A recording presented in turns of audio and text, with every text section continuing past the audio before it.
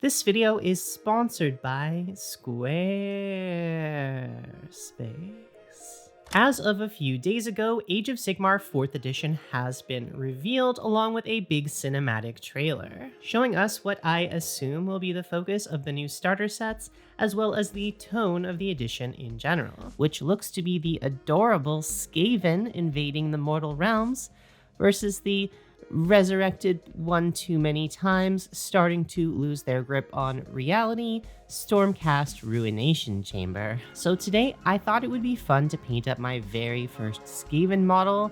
I have never painted a Skaven before, and with this little guy, we're going to plan out what my color scheme, what my basing scheme will be ahead of time, so that when the box comes out later this summer, we're going to be ready to paint some rat boys. Step 1. Basing. In the new cinematic, we see that the Skaven have summoned forth their Blight City into the reality of the mortal realms, right in front of Hammerhall Aksha, which is one of the larger cities in the setting. I wanted to have bases that would sort of tell this story, that would match the tone of the cinematic. So today we're going to try and do some city-style cobblestone bases like I've done before, but for these ones, I want the ground to be cracking open from beneath the models and have that sort of emerald light and energy flowing up through the cracks. For the cobblestone streets, we're going to make these in my usual way, but if you're new to this channel, here is how I do them. I like to use evergreen tiled polystyrene for this. I'll put a link down in the description if you want the exact specifications of the one I'm using. And the nice thing about this is you can just snap it to the size you want. You don't need to worry about using clippers to cut out the tiles. So the way I like to do this is I break it down into individual tiles, and then I use my clippers to cut these tiles in half for smaller tiles, and then I cut those ones in half again to get some really small tiles. I like to make a good pile of these in various sizes, and then once I have a bunch, I use them to make cobblestone bases. But of course, we don't want these to be regular cobblestone bases.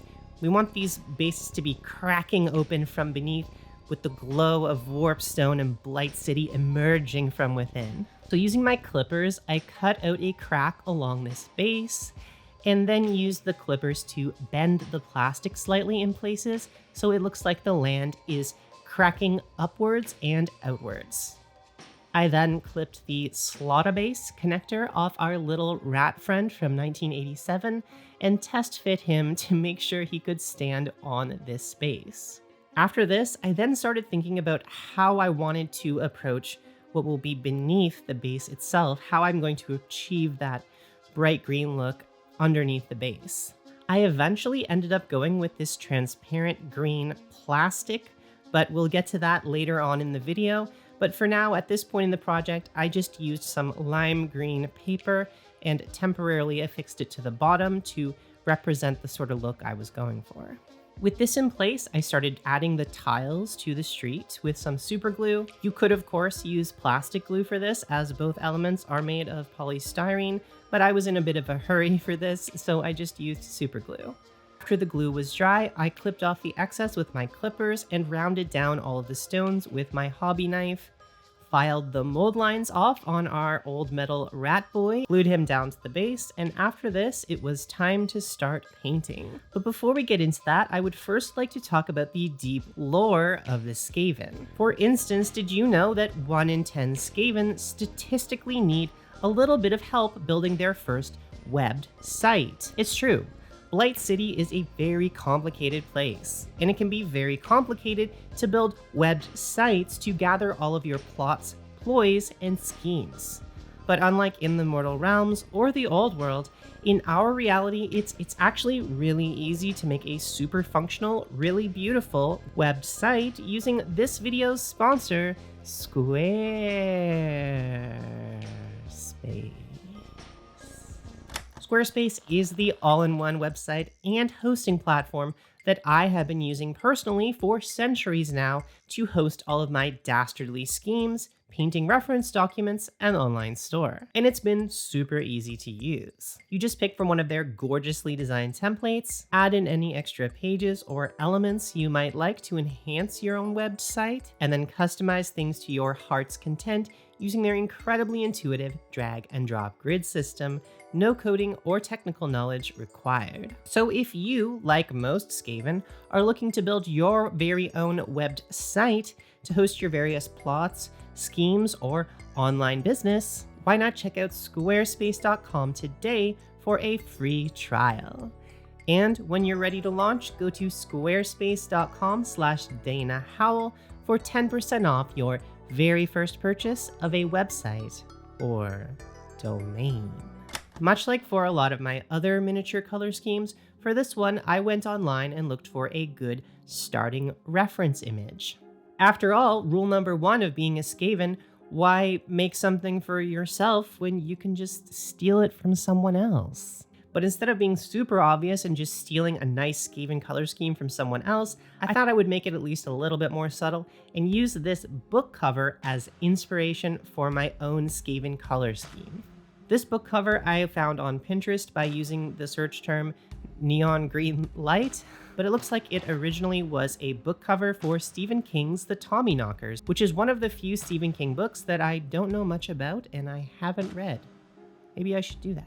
It's a night scene full of purples and blues with this internal green glow and a smaller contrasting red glow as an accent color. Perfect. This matches the exact tone we're going for. And to replicate this on our Skaven model, I started out with a black prime, as I often do, followed up by a spray from below of Citadel Contrast Warp Lightning to block in the parts of the model where I thought the green glow would be. I thinned this paint down to about a 50-50 mix of paint and airbrush thinner. And for the rest of this process, same rule applies unless I say otherwise. All of these paint colors have been thinned down about 50-50 with paint and airbrush thinner. After this, I added some bold titanium white to what was left of the green mixture in my airbrush and gave the whole model an overspray of this slightly green-white color. After this, to simulate that dark, gloomy night sky, I thought I would use Pterodon Turquoise, which is one of my favorite turquoise colors, and sprayed this color down on the model from above. Our goal here is just to hit any parts of the model where we don't think that green glow would reach, and as a reminder, the green glow is supposed to be coming out from the cracks on the ground. In general, you could think of this as a reverse zenithal, where we want our darkest colors to be on top and our lightest colors to be in the cracks on the bottom. With this step complete, I cleaned out the airbrush and added some more of our warp lightning back into the airbrush, and I sprayed this up from below on the model, attempting to hit any places that might be hit by that emerald light coming up from below the streets. So far, so good. With this step complete, it's time to add our secondary light source, which is a smaller red glow near the center of the model. Within the larger army, I plan to vary this up and have little red light sources on each model, maybe a few models without the red at all, maybe some with more of the red, depending on the sculpture. But with this model specifically, I thought these little bottles or bombs that the Skaven is carrying would be a good candidate for a glowing red accent point. So I sprayed some titanium white over this area to serve as a light source. I might have accidentally sprayed a little bit too much up towards the shoulder area, but we'll just clean that up later. I then sprayed some ball red over this area to get that deep, rich red that we're looking for. Again, this might look a little bit extreme right now, but don't worry, we will blend this in future steps. I then went in and applied titanium white by hand to the bottles/bombs, whatever these things are, where I thought the glow would be the most potent, as well as to the Skaven's eyes. And then, instead of spraying just red to blend these things in, I chose to first do a subtle spray of Imperial Fist. I sprayed this over the bomb areas as well as the green glow areas, as I wanted a more warm green glow instead of a cool green glow to match our color reference image, as well as just giving us a bit of a warm to cool contrast from the bottom to the top of the model. After this, I sprayed a little bit more ball red just to tone down the yellow a little bit, and at this point in the process, I found that I had two issues with the model. Number one, the red was just way too overpowering, and number two, the night sky no longer looked as dark as I wanted it to. It needed some more blues, maybe some more purples to really give us that contrast that I want to have. So I tried spraying some more colors from above to help give us that contrast. I first tried Storm Fiend, which, while thematically appropriate and helped blend the red in a little bit, just wasn't as dark as I wanted it to be. It wasn't different enough from the Pterodon Turquoise. So after this, I tried Luxion Purple, and this turned out to be exactly the color that I was looking for. I sprayed this down from above on the model as well as on the sides of the base to really drive home the idea that it's nighttime, and our two main light sources are the green glow from below as well as the red glow from within. I felt like at this point in the process, the color scheme was really starting to come together, so I turned off my airbrush and decided to do the rest by hand. The first thing I did was add some edge highlighting using a lime green color, and unlike most edge highlighting, our light source is coming from below, so I tried to keep that in mind while doing the highlighting, turning the model upside down at points to remind myself of this. Once this step was complete, I felt like we needed some more highlights on top of the model, so I used this lighter purple color to do the reverse of what we just did with the lime green color, edge highlighting everything from above that might be hit by the night sky. After this, one of the things that was still bugging me was the red light source area around the bottles. It didn't quite look right to me, so I tried to define it just a little bit better by using some Luxion Purple to paint the straps on the bottles where the internal light wouldn't be hitting. I then painted the tops of the bottles with a pale blue color, followed up by another coat of Luxion Purple to make them look more like transparent bottles full of red liquid. And speaking of red, I then painted the Skaven's eyes using one of my favorite bright red colors. I then used this same color to do a little bit of edge highlighting and cleanup around the areas that would be hit by the red glow of the potion bottles.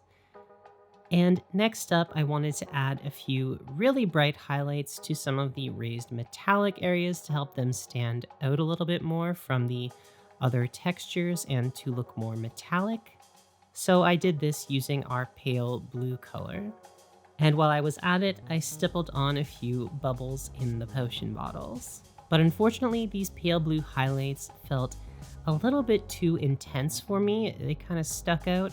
So using this new turquoise color that I've been meaning to test out, I went in and added more highlights to the top areas of the Skaven and tried to blend those really bright pale blue highlights down a little bit to make them look a little bit more gradual, a little bit less extreme, but also a little bit more colorful, which is always a bonus. But in doing this, I didn't want to lose too much of our purple highlights that we just applied either, so using our previous purple color, I blended together some of the turquoise and purple highlights. Finally, using our pale blue, I went back in and added just a few highlights to the very highest points, such as the metallic rivets on the armor and buckles, and at the same time added a few more bubbles onto the potion bottles. But now at this point, I felt like the green glow areas could use some brighter highlights as well to match our other bright highlights, so I mixed together our lime green color with some pure white, and added just a few touches of this brighter green color to places that would be hit by the very brightest of the green glow. Unfortunately, with brighter final highlights, I felt like we needed deeper shadows as well.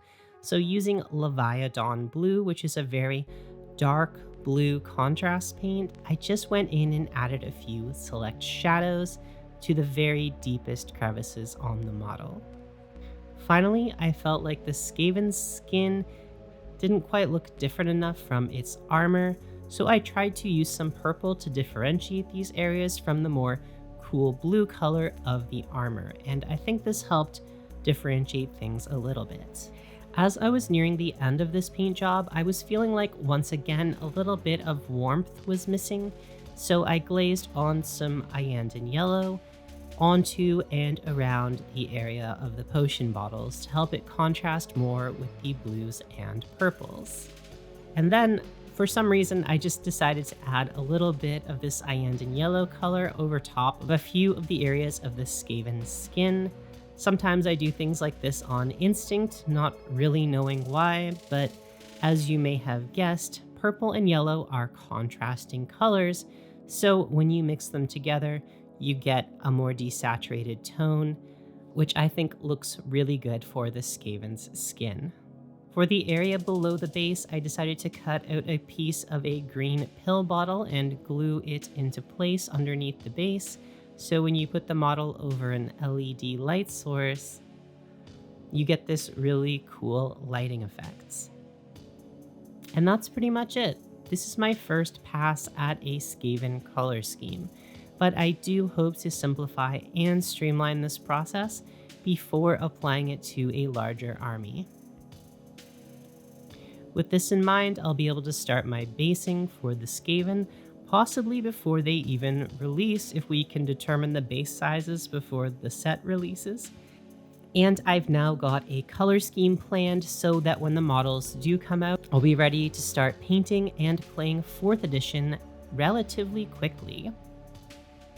Thank you so much for watching. Thank you to our wonderful patrons for your ongoing support of this channel. I appreciate you so much, and I will see you in the next video.